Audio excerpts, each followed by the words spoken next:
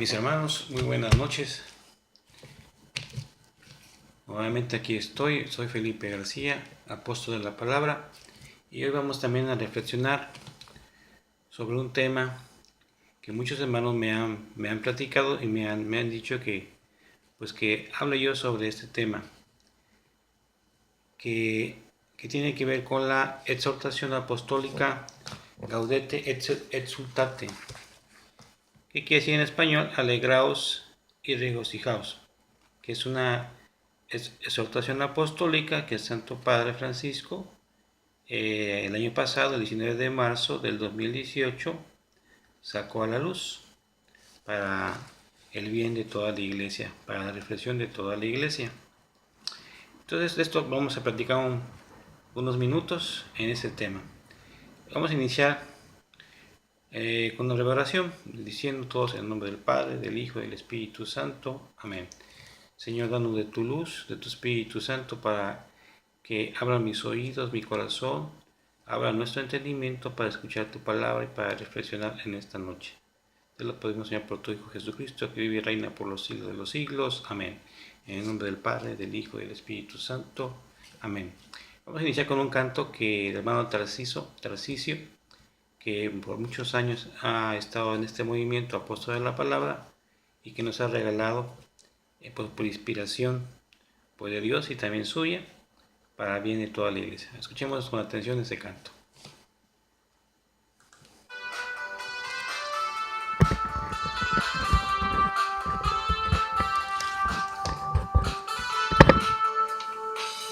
misión del cristiano no es fácil, hay que luchar.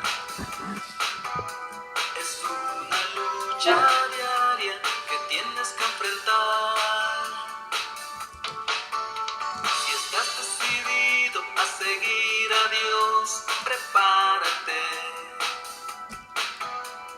porque un montón de pruebas te van a llegar. El que no se raje, la guerra ganará. El que no se raje, ese se salvará. El que no se raje, la guerra ganará. El que no se raje, ese se salvará.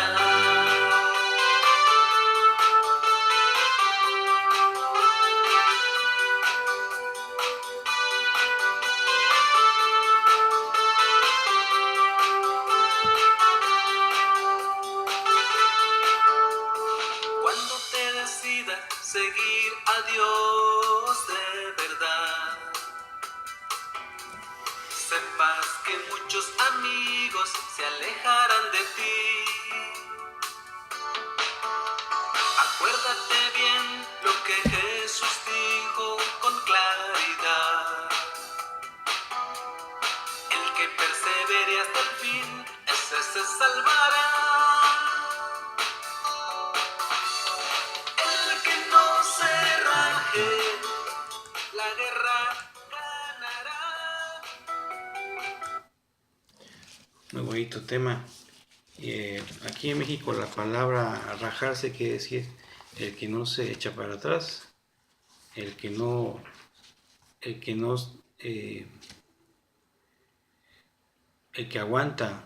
aguanta hasta el final, el que no ve sus ojos, no voltea su vista hacia atrás.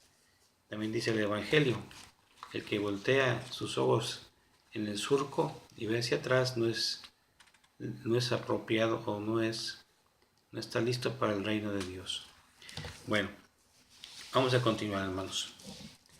Esta exhortación apostólica, Gaudete et Exsultate, para mí llama mucho la atención porque muchos de los temas que aparecen en esta exhortación apostólica, el pensamiento que aquí se muestra, en algunos puntos es muy semejante también a este librito que hemos estado estudiando, que es Combate a Muerte. Entonces muchas veces entre nosotros nos hemos preguntado que quién quién copió a quién o quién le robó las ideas a quién, el padre Matuli al Papa Francisco o el Papa Francisco al padre Matuli. Pero como decía el padre en vida, las ideas vuelan, las ideas caminan muy rápidamente y pueden atravesar fronteras, continentes, ¿verdad? Idiomas. Y eso es lo importante, es que la idea está ahí, está presente en la iglesia y, y va generando cambios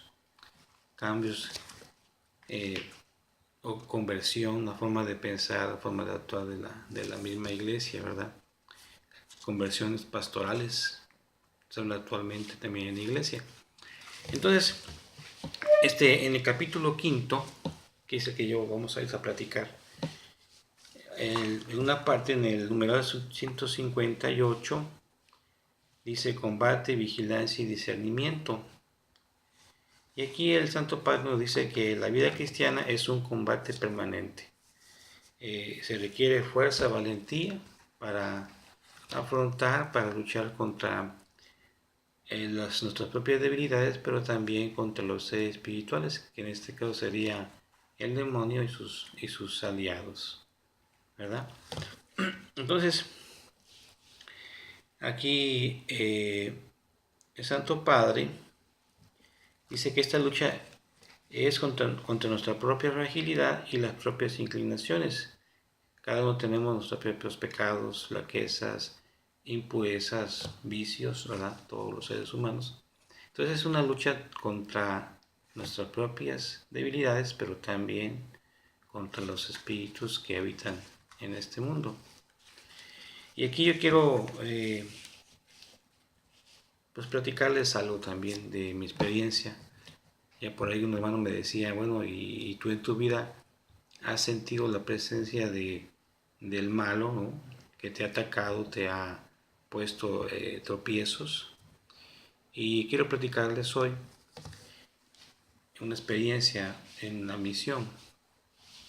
Hace algunos años, como en el 2011 más o menos, me tocó misionar en una parte que está aquí entre Puente Jula, Paso de Ovejas, esa zona de ahí.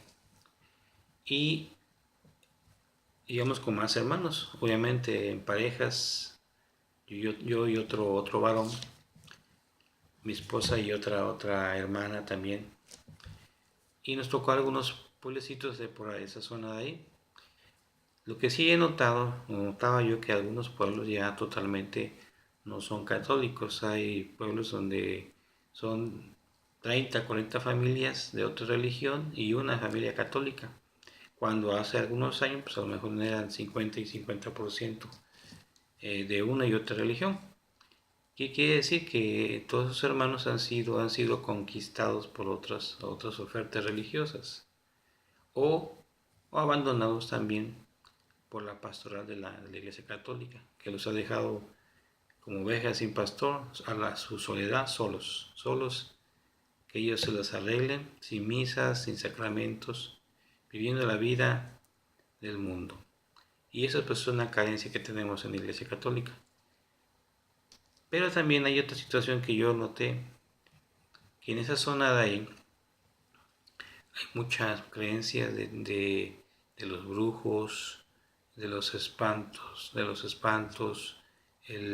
muchos vicios del alcohol. Hay muchos problemas sociales también. Los grandes ganaderos y muchos pobres, ¿verdad?, que van al día viviendo. Pero en una comunidad que estábamos nosotros en Semana Santa, ya por estos días precisamente, me tocó asistir y ir en misión visitando casa por casa. Y pude notar que muchos hermanitos, familias enteras, cuando uno los invitaba a participar de los eventos de la Semana Santa, de la oración, del Via Crucis, lo que es la celebración del sábado de gloria o la resurrección del Señor, muchos de ellos no podían asistir porque se dedicaban de lleno a hacer bolsitas de tamarindo. cortaban el tamarindo y hacían bolsas de a kilo para vender. Y me decían así, hermano, o trabajamos o comemos o asistimos con ustedes a los eventos que organiza la Iglesia Católica. Y también pude notar que los catequistas que nos auxiliaban, pues en la mañana eran catequistas y en las tardes vendían bebidas alcohólicas. O catequistas que eran digamos, las brujas del pueblo o las que adivinaban en el pueblo y también eran catequistas. Y eso es lo que pude notar. Y también en ese pueblo, en Semana Santa, los días santos, era cuando se organizaba eventos, se elegía una reina, que en este caso era una reina gay o homosexual.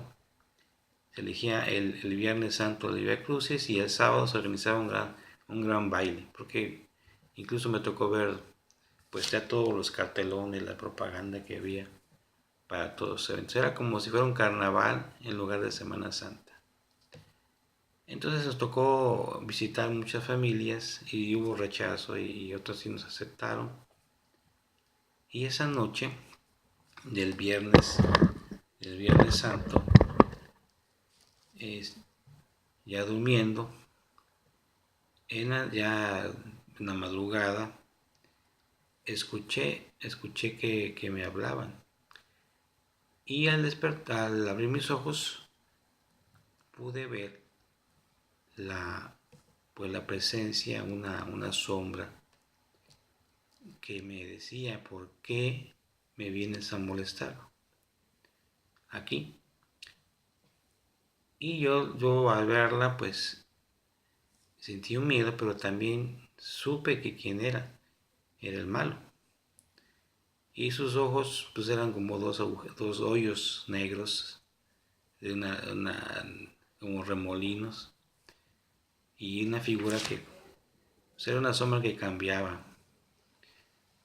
Entonces yo le dije, yo aquí estoy porque el Señor me ha mandado a traer su palabra. Me han enviado para, para auxiliar y para enseñar a la gente. Entonces cuando yo dije estas palabras, se fue, desapareció. Pero sí, en realidad el malo sí existe, no es un mito. No es una cosa de que sea un cuento. Sí existe y en la comunidad se nota su mano. Se nota como su presencia misteriosamente en la comunidad está trabajando. Y la gente no se da cuenta. La gente ve las cosas malas como algo normal. Bueno, sí siguió la Semana Santa, se hicieron el Via Crucis, se trabajó, hubo gente. Se logró que la palabra de Dios se escuchara. Y mucha gente se acercó a la iglesia y se reorganizaron muchas cosas, gracias a Dios. Pero sí me quedó mucho esa impresión de cómo el malo te lo encuentra de frente. Por ahí el santo cura de Ars decía que cuando uno en tu accionar, en tu vida, en tu lucha diaria, te encuentras de frente con Satanás, quiere decir que vas en el camino correcto. Pero si no te lo encuentras, quiere decir que tú vas en la misma dirección que va él, que va el malo. Entonces, seguramente muchos de nosotros, o tú, hermano, que me estás viendo, has tenido alguna experiencia de ese tipo. Y después pasaron algunos años, o no recuerdo si fue ese mismo año, donde yo no me di cuenta en ese momento, pero sí pude ver que el demonio te ataca. El demonio te ataca con las personas que tú más quieres, tus padres o tus hijos, tus parientes o alguna enfermedad, o es como un acoso. Y recuerdo muy bien que en esas fechas, después pasaron algunos meses, y estando en Córdoba, allá en un rancho de mis padres, volví a escuchar esa voz, pero esa vez ya fue en el día. Hubo un momento en la finca de cafetalera donde yo cortando café con mis padres, un momento en que todo se silenció, que ni el grillito, ni las aves, ni el viento, todo se quedó en silencio total. Y volví a escuchar esa voz que decía mi nombre. Y yo empecé a rezar, seguí rezando y me alejé de ahí, donde estaba mi esposa y mis padres. En ese momento no me di cuenta de cómo Satanás te golpea. Porque en esos momentos mis padres me habían hablado para decirme que se iban a divorciar. Y yo asistí con la esperanza de que eso no pasara. A grado de que yo le rogué a mis padres, tanto a uno como a otro, pues que no tomaran esa decisión, que yo los quería, que los amaba a los dos, los abracé a los dos, lloré también como un niño, y no logré en ese momento, pues, ni siquiera que se abrazaran o pidieran perdón, y lloré, todo el camino hasta llegar a la ciudad de Córdoba, y así regresé a Veracruz, a mis actividades normales, pero con esa desilusión, con esa tristeza, ¿no?, en el corazón. Y después, otro día, mis padres me hablaron y me dijeron que no lo iban a hacer, que lo habían pensado y que no iban a divorciarse. Pues gracias a Dios que no permitió tal cosa. Pero esto que les estoy diciendo, pasaron muchos años para que yo me diera cuenta y pudiera yo relacionar esos dos eventos y darme cuenta o discernir cómo el demonio sí te ataca. Cómo el demonio te mete el pie, ¿para qué? Para que tú no logres avanzar, para que tú no logres los objetivos que Dios o cumplir la voluntad de Dios en mi vida. Y la verdad muchos hermanos también en su vida algo así me han platicado. Muchos hermanos que son del movimiento que antes no estaban casados, al tener un proceso de conversión, poco a poco van tomando decisiones y van tomando una coherencia entre su vida y el Evangelio. Entonces muchos de ellos me comentaban que después que se casaron, ahora sí tienen problemas, ahora sí problemas con los hijos, problemas económicos, problemas con el esposo, ¿verdad? Problemas con la salud. Entonces yo les comentaba que esos son pruebas que Dios te pone, pero también son tentaciones, son aguijones que el demonio te pone para que tú no puedas crecer, para que tú no logres tu santidad. Y es lo que les hacía yo ver a muchos de estos mis hermanos. Y antes que no estaban casados, pues todo era felicidad, todo estaba muy bien, todo muy tranquilo. Pero cuando decidieron servir a Dios, es cuando vinieron las pruebas. Entonces hay que estar tranquilos, hay que estar atentos a los signos, atentos a las acechanzas del malo. Entonces esa es mi experiencia que les platico. Y ojalá que ustedes también puedan estar alertas, estar despiertos. La oración, las lágrimas, la oración, la paciencia, ¿verdad? Y el discernimiento para darse cuenta, porque también todo eso es un don de Dios. El discernir, poder darnos cuenta cuando algo viene de Dios, cuando algo viene del malo, cuando hay que tomar decisiones que implican cambios en la vida, cambios en nuestra forma de vivir. Son cambios muy fuertes, ¿verdad? Entonces es lo que también es lo que les puedo platicar como experiencia. Ahora volvamos al escrito del Padre Francisco, del Santo Padre Francisco.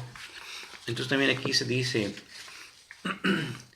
voy aquí a leer un poquito, dice, precisamente la convicción de que este poder maligno está entre nosotros es lo que nos permite entender por qué a veces el mal tiene tanta fuerza destructiva, ¿verdad?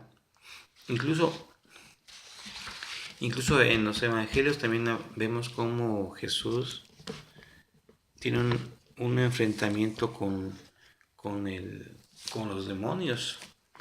Aquí en Marcos capítulo 5, versos del 1 hasta el 20, la Sagrada Escritura nos narra también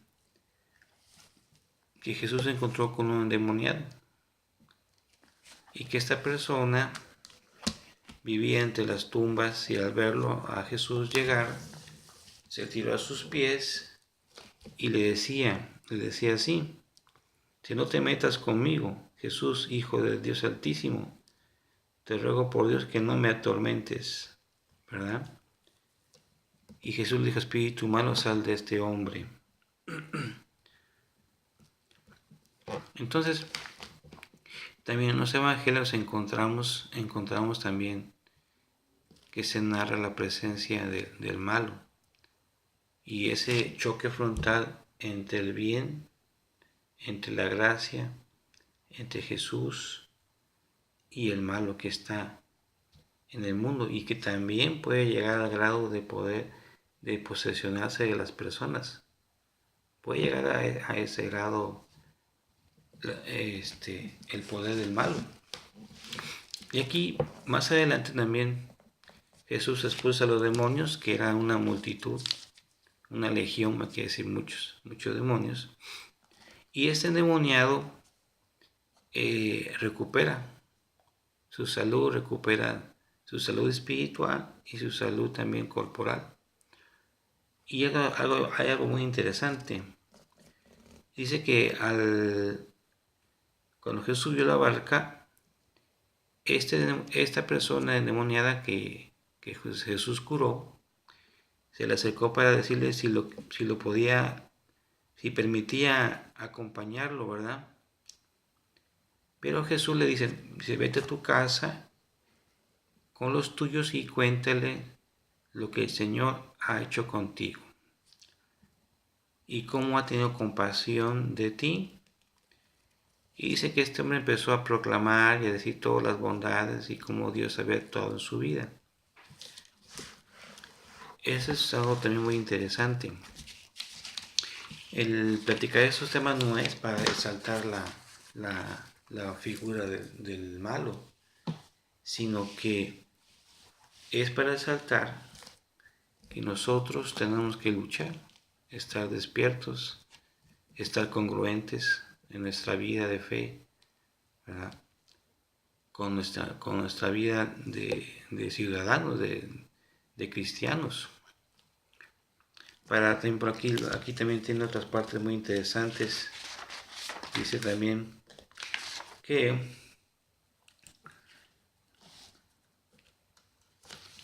nosotros debemos estar despiertos y tener cuidado de una palabra que aquí en el numeral número 164 se habla de la corrupción espiritual.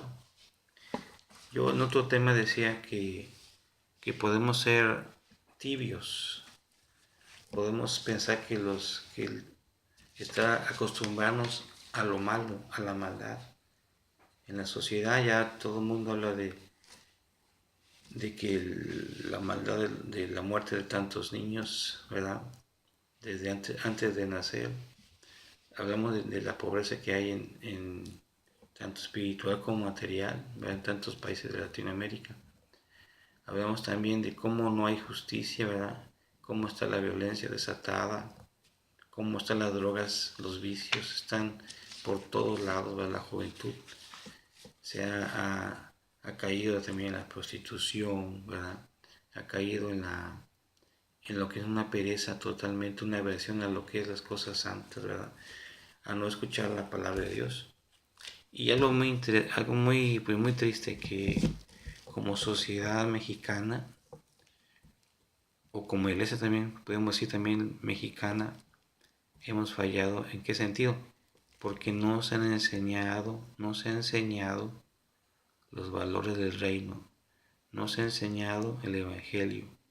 Sí hemos bautizado, hemos confirmado, hemos casado a tantísimas parejas, millones, ¿no? Pero no le hemos enseñado. Y el pueblo muere por falta de conocimiento. Esa es la realidad. Nos acostumbramos a lo malo. Y a lo bueno le decimos malo y a lo malo le decimos bueno. Es una tibieza, una corrupción. Se habla aquí en esos documentos, se habla por primera vez, bueno, en la iglesia. Nunca, no lo he escuchado muy pocas veces, pero que aparezca en un documento oficial es porque ya hay la aceptación de que la corrupción espiritual pues, ha llegado hasta el Vaticano. Ya no solamente hablamos, por lo menos aquí en México, ahorita estamos trabajando, el presidente está hablando de la corrupción, del ataque frontal contra la corrupción. Cómo puede llegar a cegar el entendimiento, ¿verdad? Cómo el demonio y el pecado puede llegar a cegar el entendimiento tanto de las autoridades, digamos civiles, como también de las autoridades eclesiásticas. ¿Por qué? Porque nos hemos acomodado, no queremos que las cosas cambien, queremos que todo siga igual, queremos seguir nadando de muertitos en la vida espiritual. Y ahora los signos de los tiempos nos llaman a hacer muchos cambios. Y hablar de cambios, pues no todos aceptan los cambios, no todos tienen ese deseo. ¿Por qué? Porque son los beneficiados del sistema, tanto en la vida civil como en la vida de la iglesia. Entonces hablar de corrupción quiere decir que sí hay algo, que el río se van es porque agua lleva. Entonces el Santo Padre ahora saca a la luz estos temas de la corrupción. Voy a leer aquí una parte que dice: porque quienes sienten que no cometen faltas graves contra la ley de Dios pueden descuidarse en una especie de atontamiento o adormecimiento. No advierten la tibieza que poco a poco se va apoderando de su vida espiritual y terminan desgastándose y corrompiéndose. Pues son palabras muy fuertes del Santo Padre, ¿verdad? Hablar de corrupción espiritual